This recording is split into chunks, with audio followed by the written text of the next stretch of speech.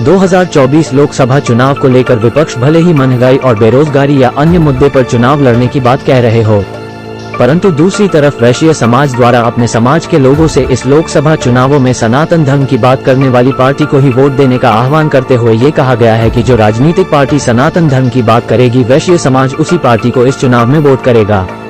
शुक्रवार को दिल्ली के इंपीरियल होटल में आयोजित प्रेस वार्ता के दौरान अंतर्राष्ट्रीय वैश्य महासम्मेलन द्वारा ये घोषणा करते हुए कहा कि वैश्य समाज, जिनकी जनसंख्या देश में 15 करोड़ से अधिक है और कुल 11% जनसंख्या के हिसाब से वैश्य समाज में 365 उपवर्गों है, इन सभी वर्गों से अपील करते हुए उस पार्टी को वोट करने की बात कही जो पार्टी सनातन धर्म की रक्षा करेगी और सनातन धर्म की बात करेंगे।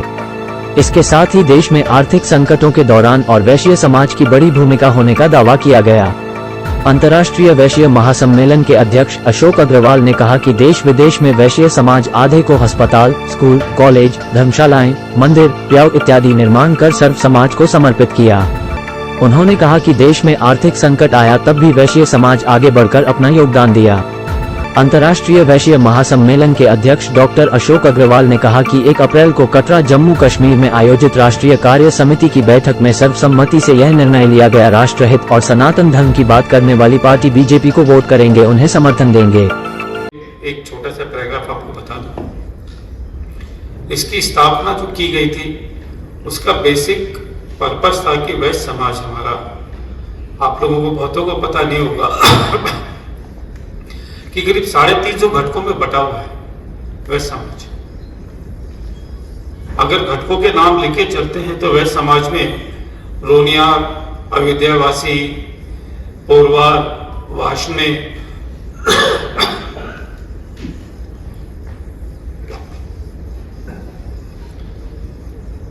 आप महाराष्ट्र में जाते हैं तो वाणी वैश्य समाज आ गया, गोवा में जाते तो शिरोडकर समाज आ गया, उड़ीसा जाते हैं तो पात्रा आ गए।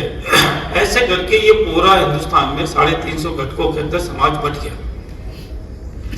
ये बटने से जो वैश्य समाज की एक भूमिका थी वो भी कमजोर हुई, सोशली और पॉलिटिकली तो इन सब घटकों को एक प्लेटफॉर्म पे वापस से लाने का काम बेड़ा उठाया रामदास जी ने, रमेश जी ने, टीजी वेंकटेश ने, साउथ से राजमौली गुप्ता ने। इन सबको हम एक प्लेटफॉर्म पे लेके आए और वापस से वैश्य समाज की एक वॉइस बनाए और हम इसी मिशन के साथ में connecting the Vaishya world over to empower them socially and politically, इसी मिशन के साथ हम चल रहे हैं और हमारे साथ सब घटक जुड़ते चले जा रहे हैं। आज का जो बेसिक पर्पस है अपना प्रेस का कि 2024 का जो इलेक्शन है ये एक अपने आप में बड़ा निर्णायक इलेक्शन होने जा रहा है हर तरह से। इसको अगर आप रिलीजियस पॉइंट ऑफ व्यू से देखते हैं तो भी बड़ा इंपॉर्टेंस रखता है, सोशली देखते हैं तो रखता है और पॉलिटिकली देखते हैं तो भी रखता है। और वैश्य समाज जैसा आप सब जानते हैं कि अपनी एक अहम भूमिका रखता है हमेशा। हमारा समाज, वैश्य समाज, हमेशा आगे बढ़ के इन्होंने काम करा है। अगर देश के ऊपर खतरा पड़ा तो राजस्थान की भूमि के अंदर हमारे भामा शाह ने अपना भंडार खोल करके महाराणा प्रताप को खजाना दिया अपना कि आप सेना में भर्ती करो, लड़ो मुगलों से, ये सबको पता है। राजा टोडरमल हमारे गुरु गोविंद सिंह जी के बर्थडे पे शहीद हुए, हमारे धर्म पे जब आंच आई और मुगलों ने कहा कि उनके लिए जमीन के लिए सोने की मोहरे जो बिछाएगा मैं उतनी जमीन दूंगा, तो टोडरमल जी ने खड़ी सोने की मोहरे बिछा करके उनके दोनों बच्चों की शहादत के लिए जमीन खरीदी। और दुनिया में आज तक अगर सबसे महंगा कोई टुकड़ा है आज तक तो वो टुकड़ा हमारे वैश्य समाज के टोडरमल जी ने खरीद करके धर्म के लिए अपना भंडार खोला। तो वैश्य समाज हमेशा धर्म हो, देश हो, सबके लिए चलता है। इसीलिए 2024 की हमारी भूमिका क्या है, इस पे हमने गत 1 तारीख को जम्मू कटरा में हमारी कार्यकारिणी हुई थी, जिसमें हमारे 20-22 प्रदेशों के अध्यक्ष आए थे और करीब 300 हमारे कार्यकारिणी के सदस्य थे। इस पे क्या रोल रहना चाहिए समाज का, क्योंकि आप सब देख रहे हैं कि अब ओपनली सनातन के ऊपर, हमारे हिंदू धर्म के ऊपर आक्षेप होते हैं। कोई डेंगू बोल देता है, कोई मलेरिया बोल देता है, ये तो धर्म के ऊपर आ गई। इकोनॉमी को लेके कहीं कंट्रीब्यूशन का काउंट नहीं होता, जबकि देश 10वें पायदान से लेकर के 3रे पायदान तक पहुंच गया। और साउथ इंडिया के कुछ पॉलिटिकल लीडर्स ने इवन ये डिमांड कर दी बजट के बाद में कि हमको साउथ का हिस्सा अलग कर दो। तो इन सारी भूमिकाओं को देखते हुए हमने ये चिंतन करा कि वह समाज की भूमिका पॉलिटिकली हम किस तरफ जाएं, क्योंकि हमारा समाज पॉलिटिकली भी बट गया है। ये सब बात ध्यान रखते चिंतन करके सबने डिसाइड करा कि अभी हिंदुस्तान में एक ही पार्टी है जो तीनों मायनों पे, तीनों पे खरी उतर रही है, वो है भारतीय जनता पार्टी एनडीए। सनातन धर्म को लेकर के और जिस तरह से भारतीय जनता पार्टी ने किया, और स्पेशली हमारे माननीय प्रधानमंत्री जी मोदी जी ने तो कहीं कोई शर्म जाहिर नहीं की कि मैं हिंदू धर्म का फॉलोअर हूं। उसका उन्होंने कहीं कोई उनके मन में कोई छुपा नहीं, खुलेआम उन्होंने कहा मैं हिंदू हूं। सर पे त्रिकोण लगाना, साष्टांग प्रणाम करना, जिसकी लोगों ने मजाक उड़ाई। तो ये सब चीजें तो ध्यान रख करके हमने ये डिसाइड करा कि भाई हमको सबको मिलकर के भारतीय जनता पार्टी को सपोर्ट करना चाहिए, क्योंकि एक ये पार्टी है जिसके पास विजन है देश को आगे बढ़ाने का, जो कास्टिज्म में नहीं बांट रही है। आज पार्टियां बात करती है कि हम कास्ट सेंसस कराएंगे, जिसकी जितने आबादी उतना उसका अधिकार। ये तो कोई देश को आगे बढ़ाने की बात नहीं है। इसीलिए हम सबने डिसाइड करा कि हम आईवीएफ के सारे, और हमने ये फैसला करा कि हर कॉन्स्टिट्यूंसी में हमारे 26 प्रदेशों में एक्टिवली हमारी संस्था काम कर रही है।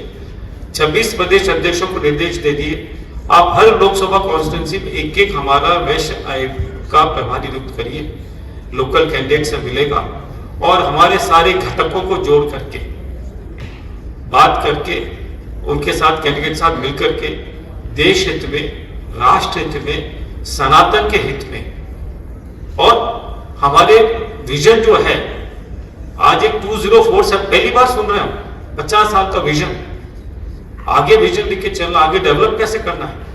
ऐसा नहीं कि जो पंचवर्षीय योजना नहीं है, ये this is a vision for 50 years, remarkable. तो ऐसा बातों को रख के हमने प्रभारी नियुक्त कर दी हैं। यूपी के अंदर 80 की 80 सीटों के प्रभारी नियुक्त हो चुके हैं।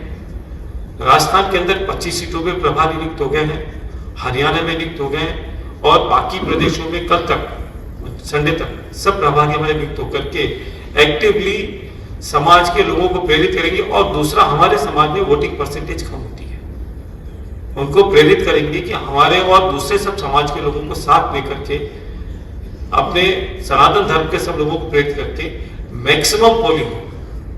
ये हम अपने प्रभारियों को एक असाइनमेंट दे रहे हैं। देखिए, यंग जनरेशन जो है वो समाज में कैसे विकास हो, समाज कैसे आगे बढ़े, देश कैसे आगे बढ़े, उसके बारे में उसका एक मेन चिंतन रहता है, विजन रहता है।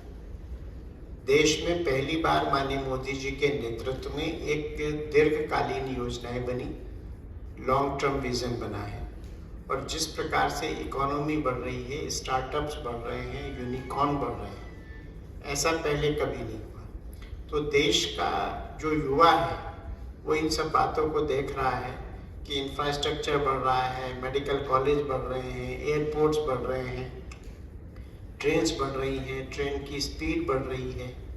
तो ये सारी की सारी चीज़ें ऐसी है जिससे देश का युवा जो है इन्फ्लुएंस होता है, और वो भारतीय जनता पार्टी और सनातन की ओर आकर्षित हो रहा है। क्या मतलब नहीं मानती, वो तो कह रहे कि हम सभी धर्मों को मानते हैं, हमारा देश जो है कि विभिन्न धर्मों का देश है, तो इसीलिए जो है वो तो कह रहे कि हम हिंदू धर्म का ही सम्मान करते हैं, मुस्लिम का तो खैर वो करते ही हैं। इस बारे में सर क्या कहेंगे आप?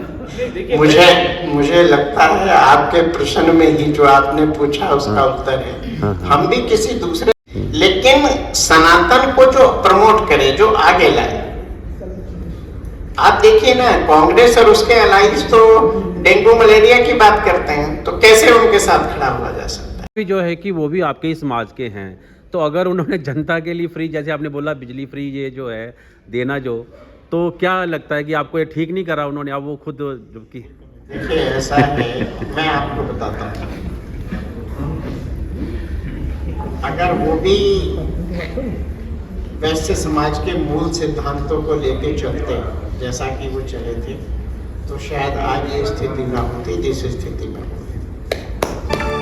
आपको बता दें कि अंतर्राष्ट्रीय वैश्विक महासम्मेलन का फैसला भले ही बीजेपी को समर्थन देने के लिए किया हो, लेकिन समाज के कुल 15 करोड़ से अधिक जनसंख्या के लगभग 11% है, लेकिन ये सभी समाज के लोग मतदान नहीं करने पहुंचते। मतदान का आंकड़ा करीब 4-5% होता है और इस मतदान का प्रतिशत बढ़ाने की बात भी कही जा रही है। टोटल खबरें दिल्ली से राजेश खन्ना की रिपोर्ट।